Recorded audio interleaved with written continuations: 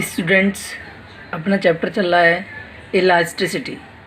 ठीक है स्टूडेंट, तो आज हम इसमें देखने वाले हैं पूर्ण सुगठ्य वस्तुएं, परफेक्ट प्लास्टिक बॉडी। ठीक है, परफेक्ट प्लास्टिक बॉडी हम पढ़ने वाले हैं। देखिए परफेक्ट प्लास्टिक बॉडी क्या होती है। जो वस्तुओं विरूपक बल हटा लेने पर भी अपनी अवस्था में नहीं लौटती हैं, सदैव के लिए विरूपित हो जाती हैं, उसे हम पूर्ण सुगठ्य वस्तुएं कहते हैं।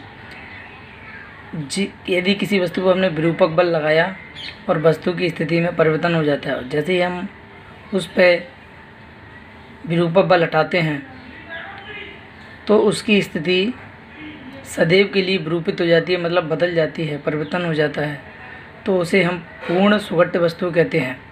क्या कहते हैं? परफेक्ट प्लास्टिक बॉडी कहते हैं।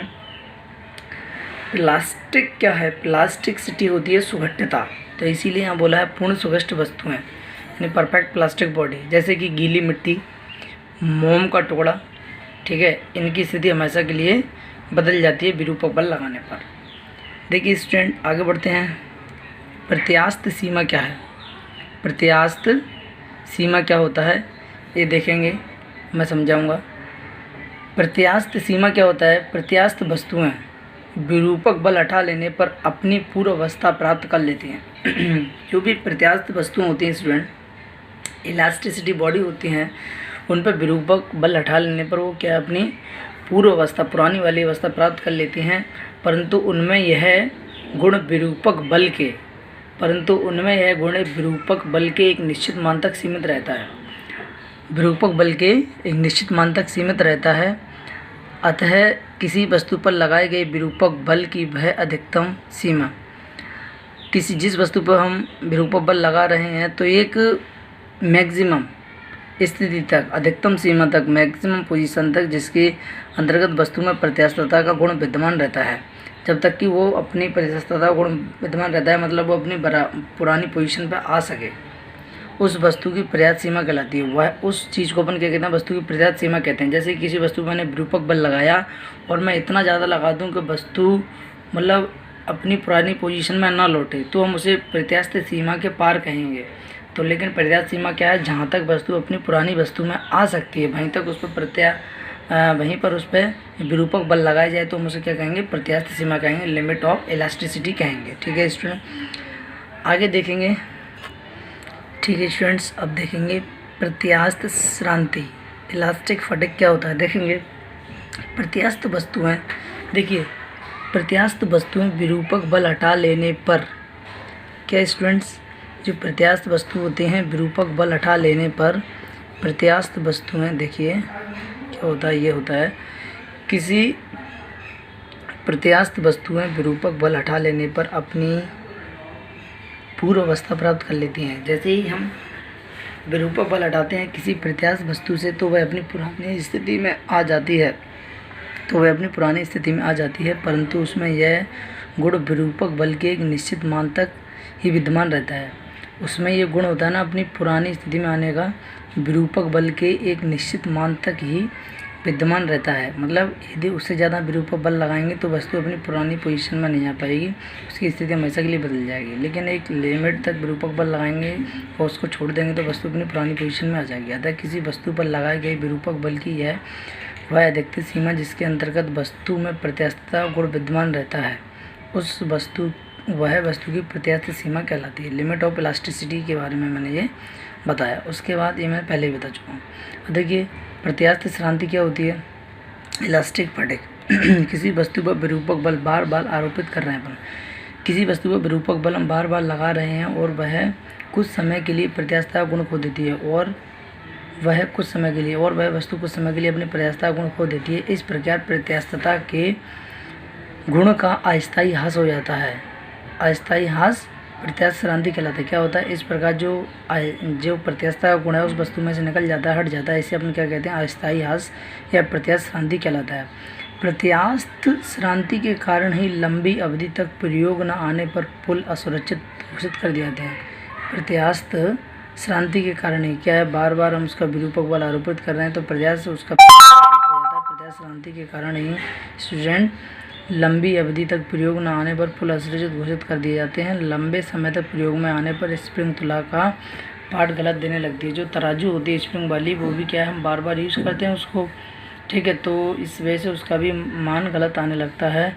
और बार बार मोड़ने पर जो तार होते हैं मेटल के, वो भी टूट जाते हैं। ठीक है स्टूडेंट, अब देखेंगे आगे नेक्स्ट क्या है हमारा, इलास्टिक आफ्टर इफेक्ट, प्रत्यास्थ पश्चात प्रभाव। देखिए प्रत्यास्थ पश्चात प्रभाव क्या होता है, विरूपक बल हटा लेने पर वस्तु द्वारा अपनी पूर्व अवस्था को प्राप्त करने में लगी देरी।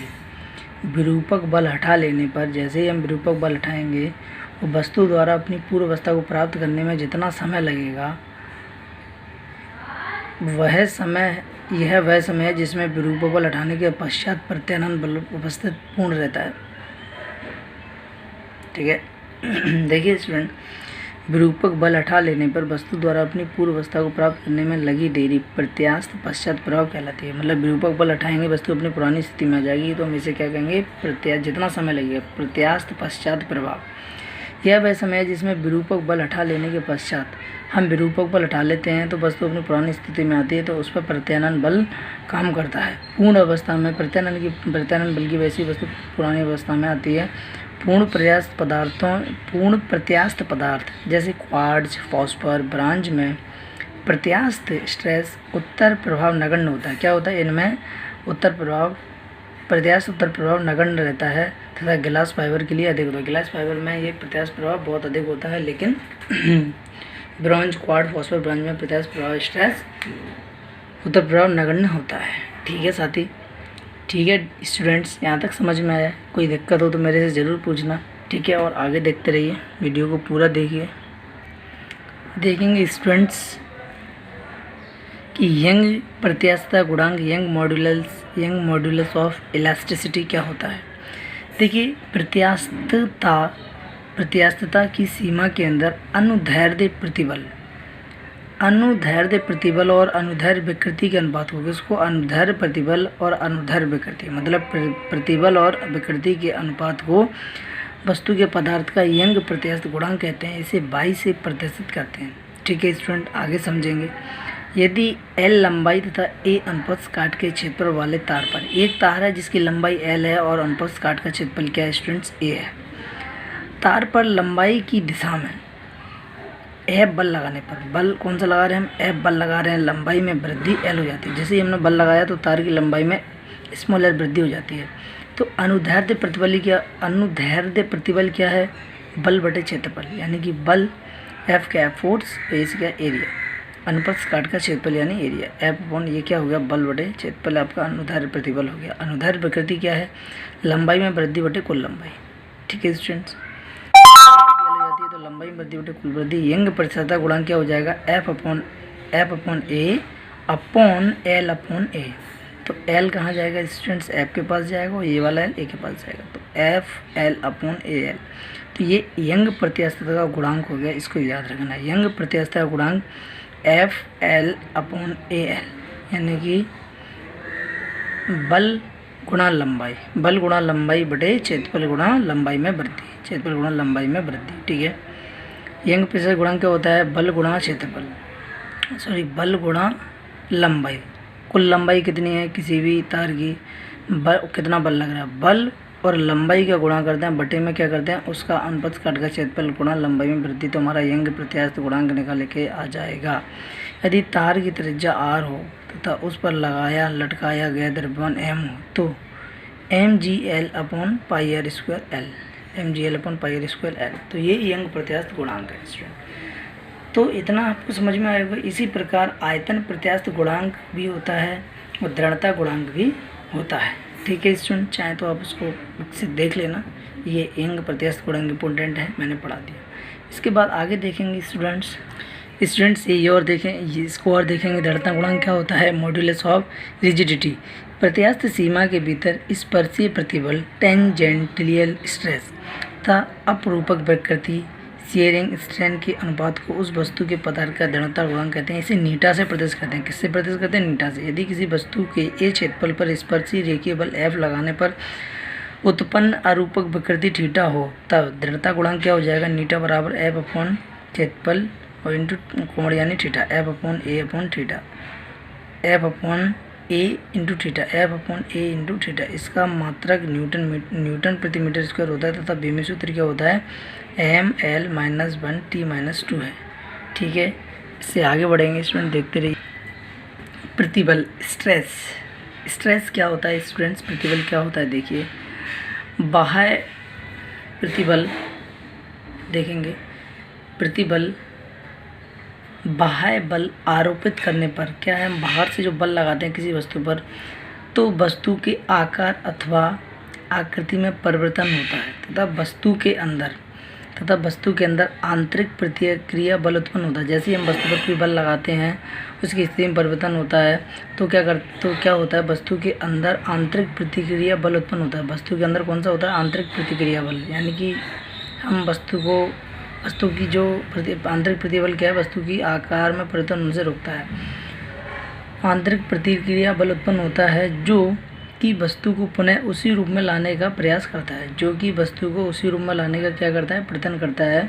वस्तु के एकांक अनुप्रस्थ काट के क्षेत्रफल पर कार्य करने वाले आंतरिक प्रतिक्रिया बल को प्रतिबल कहते हैं। प्रतिबल क्या होता है, आंतरिक प्रतिक्रिया और अनुप्रस्थ क्षेत्रफल एफ अपॉन ए। आंतरिक प्रतिक्रिया बल मतलब वस्तु को उसी पोजीशन में लाने का जो काम कर रहा है बल, और अनुप्रस्थ काट के क्षेत्रफल को प्रतिबल कहते हैं। इसका ऐसा ही मात्रक क्या होता है, न्यूटन मीटर स्क्वायर होता है, न्यूटन प्रति मीटर स्क्वायर होता है तथा विमा एम एल इनवर्स टी की पावर -2 होता है।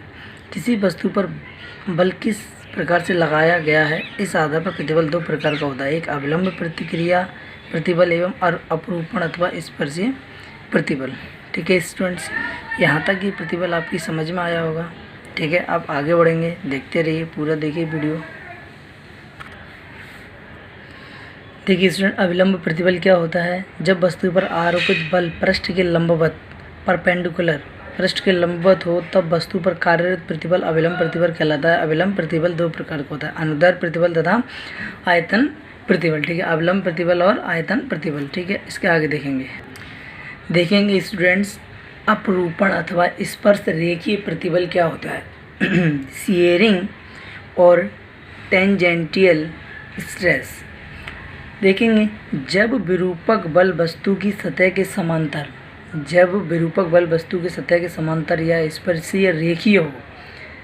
क्या, जब विरूपक बल मतलब विरूपक बल क्या होता है, वस्तु पर लगाते हैं वस्तु की सतह के समांतर या स्पर्श रेखीय हो तथा वह वस्तु के आकार में परिवर्तन कर रहा हो। विरूपक बल लगेगा तो वस्तु के आकार में तो परिवर्तन होगा, तब वस्तु के आकार में परिवर्तन का विरोध करने वाले प्रति एकांक क्षेत्रफल पर कार्यरत आंतरिक प्रतिक्रिया बल को स्पर्श रेखीय प्रतिबल कहते हैं। समझे, जब हमने विरूपक बल लगाया जो कि वस्तु के सतह के समांतर और स्पर्श रेखीय हो तथा और वह वस्तु के आकार में परिवर्तन कर रहा हो। विरूपक बल वस्तु के आकार में परिवर्तन करता है तो वह वस्तु के आकार में परिवर्तन कर रहा हो विरूपक बल, तब वस्तु के आकार में परिवर्तन का विरोध करने वाले, अब उसके आकार में जो परिवर्तन हो रहा है उसका विरोध कौन करेगा, प्रति एकांक क्षेत्रफल पर कार्यरत आंतरिक प्रतिक्रिया बल उसका क्या करेगा, आंतरिक प्रतिक्रिया बल उसका विरोध करेगा और उसी आंतरिक प्रतिक्रिया बल को स्पर्श रेखीय प्रतिबल कहते हैं। ठीक है साथी, यहाँ तक समझ में आया होगा स्टूडेंट्स। उसके बाद देखेंगे स्टूडेंट्स क्या होता है, देखेंगे विकृति और स्ट्रेन क्या होता है। ठीक है साथी, देखेंगे स्टूडेंट्स विकृति और स्ट्रेन क्या होता है। जब किसी वस्तु पर विरूपक बल आरोपित होता है, मतलब कहने का ये है जब किसी वस्तु पर विरूपक बल लगाया जाता है तो उसके आकार अथवा रूप अथवा दोनों में परिवर्तन हो जाता है। विरूपक बल लगाने पर वस्तु की या तो आकार में परिवर्तन हो जाता है या रूप में परिवर्तन हो जाता है या आकार और रूप दोनों में परिवर्तन हो जाता है, तो यह कहा जाता है कि वस्तु विकृत हो गई है। क्या कहेंगे, उसका आकार रूप बदल जाए तो वस्तु विकृत हो गई है। वस्तु की विमा में होने वाले भिन्नात्मक परिवर्तन को विकृति कहते हैं। वस्तु की विमा में होने वाले भिन्नात्मक परिवर्तन को स्टूडेंट्स क्या कहते हैं, विकृति कहते हैं। विकृति बराबर क्या होता है, विमा में परिवर्तन बटे प्रारंभिक विमा, और विकृति एक अनुपात है, इसका कोई मात्रक नहीं होता है, यह एक विमाहीन राशि है। विकृति एक विमाहीन राशि है स्टूडेंट्स। आगे देखते रहिए, वीडियो को पूरा देखिए, आपको पूरा समझ में आएगा। नहीं समझ में आए तो एक बार वीडियो को बैक करके देखें, ठीक है स्टूडेंट। फिर भी समझ में ना आए तो मुझे कमेंट्स करें, ठीक है, चैनल व्हाट्सअप करें, ठीक है, आपका डाउट्स क्लियर किया जाएगा।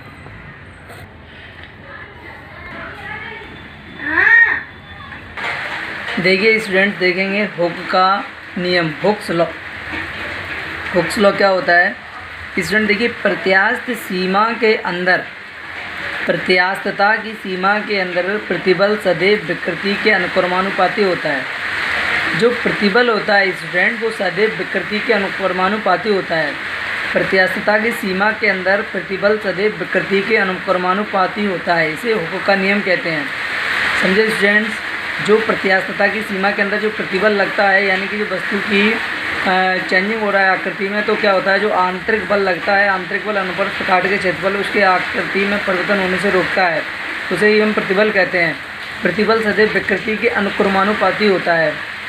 जितनी विकृति होगी स्थिति में परिवर्तन होगा, उतना ही प्रतिबल लगता है स्टूडेंट। अतः इसे हुक का नियम कहते हैं, ठीक है। इसे क्या कहते हैं? हुक का नियम कहते हैं। मतलब देखिए, प्रत्यास्थ सीमा के अंदर प्रतिबल सदैव विकृति के अनुक्रमानुपाती होगा। प्रतिबल सदैव विकृति के अनुक्रमानुपाती होगा। एक बार और सुनिए, प्रतिबल सदैव विकृति के अनुक्रमानुपाती होता है, इसे हुक का नियम कहते हैं, हुक्स लॉ। अतः प्रतिबल समानुपाती विकृति अथवा प्रतिबल बराबर ई और विकृति। ई क्या है? यहाँ एक नियतांक है जिसे प्रत्यास्थता गुणांक कहते हैं। ई क्या है? यहाँ एक नियतांक है जिसे प्रत्यास्थता गुणांक कहते हैं। तो प्रतिबल बराबर क्या हो जाएगा? ई इंटू विकृति। तो इसका मान प्रतिबल और विकृति के प्रकार पर निर्भर करता है। ई का मान किस पर निर्भर करता है? प्रतिबल और उत्पन्न विकृति के प्रकार पर निर्भर करता है। प्रत्यास्थता की सीमा में प्रतिबल अथवा विकृति के बीच खींचा गया वक्र एक सरल रेखा प्राप्त होता है। प्रत्यास्थता की सीमा में, प्रत्यास्थता की सीमा समझते हैं, पीछे पढ़ा चुका हूँ। प्रत्यास्थता की सीमा में प्रतिबल और विकृति के बीच खींचा गया ग्राफ एक सरल रेखा प्राप्त होता है स्टूडेंट। तो ये अपना क्या था? हुक्स लॉ था। हुक्स लॉ में क्या है कि जो अपना प्रतिबल होगा वो विकृति के समानुपाती होगा। बस इतना याद रखिए, प्रतिबल विकृति के समानुपाती होगा, ये हुक्स लॉ है। और ग्राफ कैसा होगा? एक सरल रेखा में प्राप्त होगा। प्रतिबल और विकृति के बीच खींचा गया ग्राफ एक सरल रेखा में प्राप्त होता है। स्टूडेंट, बारिश हो रही है, इसी वजह से साउंड वॉइस क्लियर नहीं आ रही होगी, इसके लिए सॉरी बोलता हूँ, ठीक है स्टूडेंट्स। तो हमें वीडियो यहीं रोकना पड़ेगा क्योंकि आवाज़ की दिक्कत ज़्यादा हो जाएगी इसके आगे और चैप्टर को कंप्लीट कराऊंगा। तो स्टूडेंट, तो मैं आपको मुझे लगता है कि आपको अच्छे से समझ में आया होगा, और नहीं आया हो तो कमेंट्स करके वीडियो को जो कमेंट्स करके मेरे से ज़रूर पूछें। जो भी चीज़ समझ में ना आई हो तो आपका डाउट्स क्लियर किया जाएगा। और स्टूडेंट्स, आपको क्या करना है? वीडियो को लाइक करना है और वीडियो को शेयर भी करना है, चैनल को सब्सक्राइब करना है, चैनल की और लोगों को लिंक भेजना है जिससे ज़्यादा से ज़्यादा सब्सक्राइब लोग कर सकें और वीडियो का फ़ायदा ले सकें। स्टूडेंट्स, इसके आगे हम नेक्स्ट वीडियो में कंटिन्यू करेंगे। तो वीडियो देखने के लिए थैंक यू एंड धन्यवाद स्टूडेंट्स। और मुझे लगता है कि नेक्स्ट वीडियो हम बनाएंगे 5-7 मिनट का, उसमें उस वीडियो में हमारा चैप्टर कंप्लीट हो जाएगा। तो स्टूडेंट, एक बार फिर से थैंक यू एंड धन्यवाद।